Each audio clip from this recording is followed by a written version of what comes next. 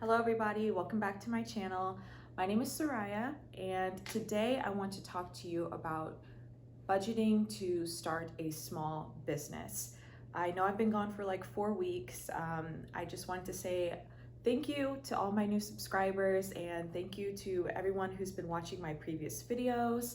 I don't want to go on too long of a tangent, but I have decided to take a break from candle making and focus on more of the finance side. If you don't know, I am a finance student and I really wanted to bring some of that to my channel. So without rambling, let's just get into it. So I have some notes written down. I'm gonna be referencing it because I don't wanna leave anything out. So the first thing I wanna talk about is how are you funding your business? If it is a small business, most likely you are probably funding it yourself. So you wanna think about, the funds that you make from your job and how much of that are you able to allocate towards starting your business. This is going to set the tone and the pace for the entire business. It's going to help you not get stressed out, and it's just gonna help you figure out where you want to spend your money first. If you're pulling in with a partnership, it is gonna be a bit easier if you have multiple people because obviously you can bring more funds to the table. A great place to turn to are close family and friends. If they are supportive, you will be surprised what they are willing to give to you to support your dreams, okay? So figure out where you're securing your funds. That's the number one thing that you have to do. The second thing, this is not particularly financial, but it is so important. You need to figure out how much time you have to allocate towards starting your own business. It takes a lot of time, like especially if you are, as many small business owners are, funding out of your own pocket from your job. The time is like, let's say you work part-time, you've just got your mornings, and then you have to decide, well, am I gonna do the things that need to be done like around your house or just in life with life in general, or do I have time to allocate towards starting this business? Do I have time to allocate towards the research and the price comparisons? Do you have time for that? There's so many things that are involved. I hope this list kind of helps you get a really good outline of what's necessary, but there's a lot of time involved. So you just want to make sure that you have plenty of time to do things such as formulating your general business idea and getting a rough plan of where you want it to go. I'm gonna say right now, that in itself is a task. Just figuring out what you want to do, just figuring out what you specifically want to do and where you're specifically going to start is a task in itself. So you want to have a rough plan of where you want to start and where you want to go, but don't overly stress yourself out because it's not set in stone. It kind of brings me to my next point, that changes will be made even after you think your idea is perfect. It's constantly changing and you don't have to worry about getting things perfect right off the bat. And that's because you can even see it in stores that you go to, products you buy all the time. Companies are constantly rebranding.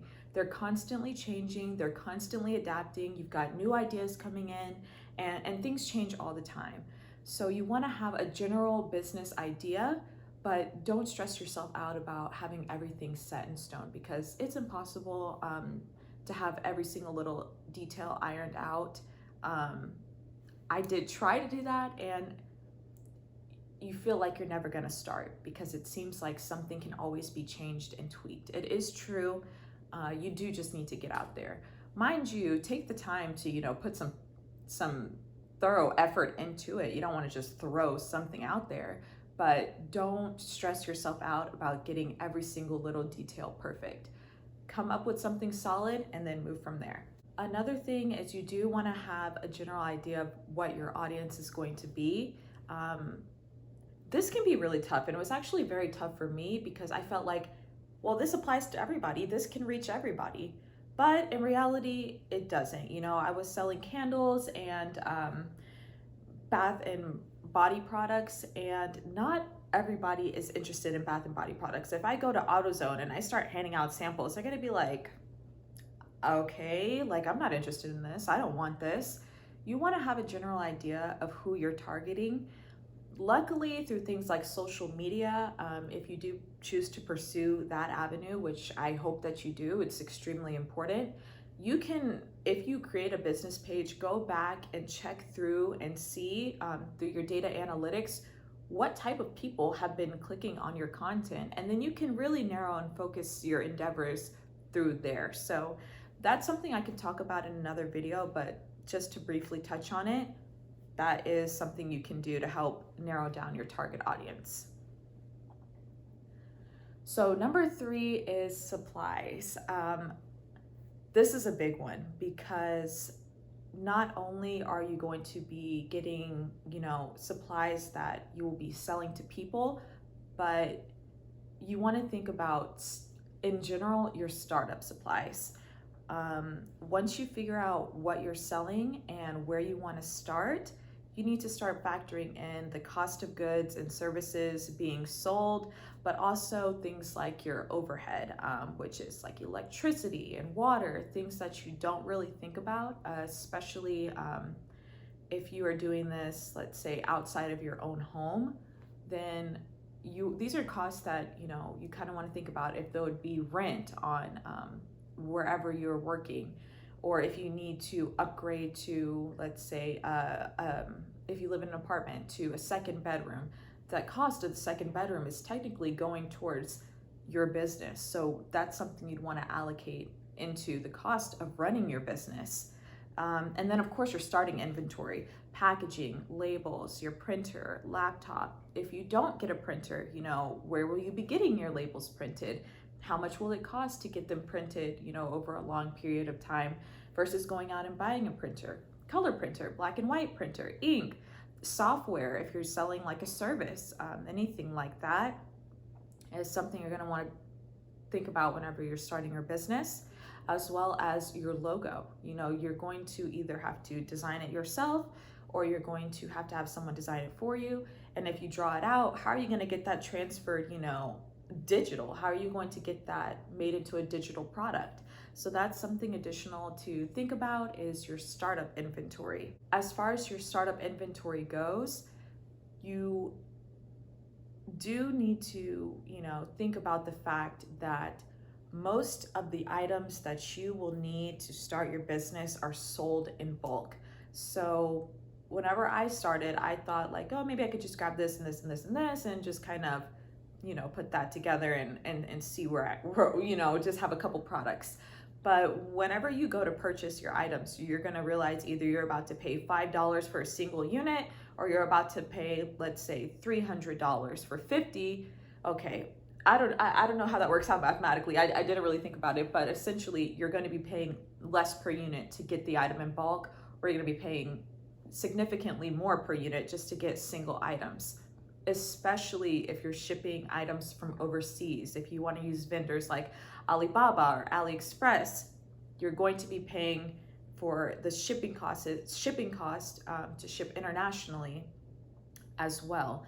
And a lot of the times, whenever you're thinking about buying your items in bulk, whether it be domestic or international, whenever you buy domestic, your shipping costs are usually lower, but your item cost is higher. Or you can ship internationally and you get like 30 cents per unit. But keep in mind, a lot of those places want like 500, 1,000 minimum order quantity. And then you also have to pay the cost of shipping. So you're going to want to compare bulk prices from different vendors and make sure that your unit price justifies the bulk price. So number 4 is marketing. How are you going to get the idea, the product, to the service to your consumer?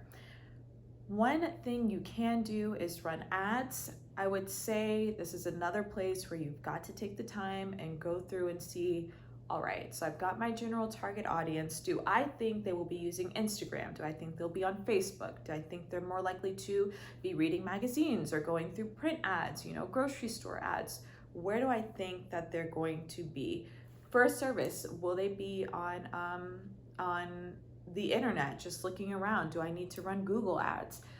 think about where you most likely will have your target audience coming from if you want to invest in social media ads.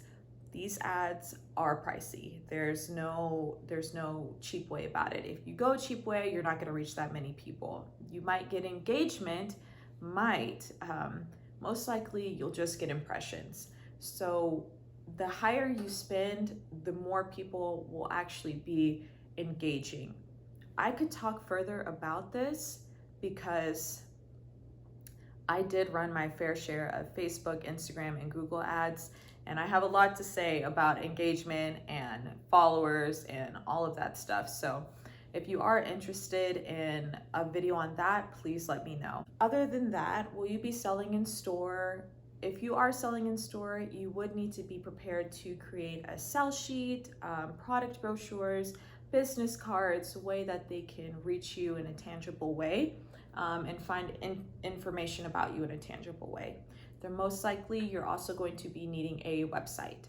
I do have a few places that I recommend on getting these items, and I will leave that below in the description box. Lastly, I want to talk about a couple legal things, and then one thing that's not legal but will be included in this section. Please remember, I am not a legal advisor, so do your own research about what's specific for your state or country or wherever you are. So first thing, going back to our first item was, are you funding it by yourself? Are you doing it by yourself? Is someone doing it with you? Is there a large group of people? Are you going to be a sole prop, an LLC, a corporation, a partnership? You have to go through and see what the benefits of each one is. I would absolutely love to make a video going more in depth about the different types of business organizations. What are the benefits to doing each one? What are like the downsides of doing each one? Because whatever you choose is what you'll have to file. And this is for tax purposes. So whenever you file your taxes, at the end of the year, at the end of your year, you will be filing for this business as well. So you definitely want to keep this in mind when you choose, is how it's going to reflect with your taxes. A good way to keep track of your taxes is to I don't want to go into taxes, actually. I'm not a tax professional, but what I will say is I used Intuit to help me keep track of my taxes. I also talked to a tax professional, so that's what I'm going to recommend here for you. Also, your trademark or your copyright, are you going to be doing that? So you'll have to probably do a database search just to make sure no one else is using whatever you're using. And then of course you'll have to file. I know a lot of people use LegalZoom, so I can put a link in the description box to LegalZoom if you're interested. I know they do have a database search, so they'll check depending on which service you choose, domestically or internationally, and they actually have a lot of options for filing for your trademark and logo and LLC all together. So I will leave a link down in the description box for that. The last thing I want to talk about, which kind of goes back to funding, is a bank account. So you might want to get a business bank account so you can separate your funds. It will also help you keep track of where you're spending more easily for whenever it comes time to do your taxes. You can see where your money went, and you can do your proper amount of write-offs, or whoever you've hired to do that can handle that for you. And business bank accounts do require an EIN number, so you'll want to get that through the IRS. And also sometimes they ask for other things. I currently work at a bank, so at the bank I work at, we require the EIN number and a certificate of formation, but I can't speak on other banks, so I don't even want to say which bank I work at, but I do know that different banks require different things. So depending on where you want to bank, you'll want to call a personal banker and just see, okay, what do they require in order to open a business bank account? And from there, you could even look into opening a line of credit for your business, credit card. I will say a common misconception with business credit cards, especially for small businesses and especially in the beginning, is that you can build some credit and then you are good to go to just use business credit. You know, you've got a perfect business credit score and you can buy whatever you want. In the beginning, they're still looking at your personal credit. So before you go out getting a business line of credit, do know that they are still looking at your personal credit whenever you go to make those big purchases. Yes, you can, you know, of course, you will put your business on there, but especially, I would give it like 5 years. They're still going to be at least 5 years. They're still going to be looking at your personal credit whenever it comes to making those big purchases. So when it comes to the trademark, the copyright, the LLC, or the sole prop, whatever you choose to do, the business bank account, maybe not the business bank account. When it comes to those things, I would say on the list of things to worry about, they are at the bottom. And that's why I touched on it last. And let me tell you why. If you're funding your business by yourself, that's going to be probably the most expensive thing that you do. And with so many things changing whenever it comes to the look and the feel and the idea behind your business, you most likely will be changing maybe your tagline, your logo. You might even change your business name. You know, you don't really know for a little bit how you are going to be really calling your business, or what is really the solidified look behind your business. Not only that, but if you're funding from your personal, you know, account, you want to make sure that this is a business that's going to stick. Not all businesses do. And you don't want to be shelling out unnecessary money before you even know that your product can sell. So take the time to get your supplies, find your vendors, market your product, see who's really grasping for it, feel for the traction before you go ahead and focus on the trademark and all of this stuff, because like I said, it can change, and with the money you make, you can go ahead and make that purchase. Don't feel like, oh my God, somebody's gonna steal my stuff. I mean, there's a very, very, very, very slim possibility, but there's a lot of DBA businesses that are perfectly fine for an extended period of time. Now, like I said, grain of salt, but that's just my recommendation. So I know I just spit out a lot of information, and I hope that I touched on some of the concerns and some of the questions that you had whenever you were trying to get your idea together to get this small business started.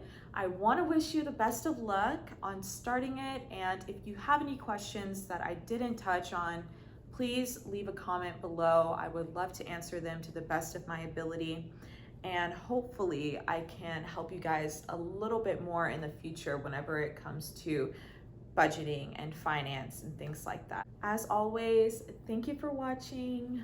I love you, I appreciate you, and bye.